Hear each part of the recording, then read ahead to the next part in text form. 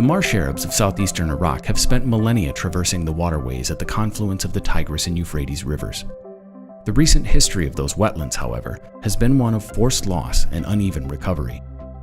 The marshes once stretched across nearly 5,800 square miles. This Landsat 5 image from 1986 shows lush vegetation and dark waters both north and south of the Euphrates. Former Iraqi President Saddam Hussein installed dams to drain the wetlands a few years later, following a war with neighboring Iran. By 1995, the green expanses were gone. Just a few hundred square miles remained by 2001. The dams fell with Hussein's regime in 2003, which marked the start of a slow recovery.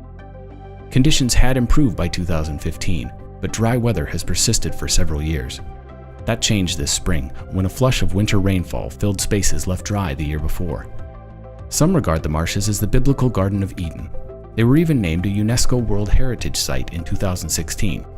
Satellite imagery will remain a useful tool to monitor progress in the historic wetlands.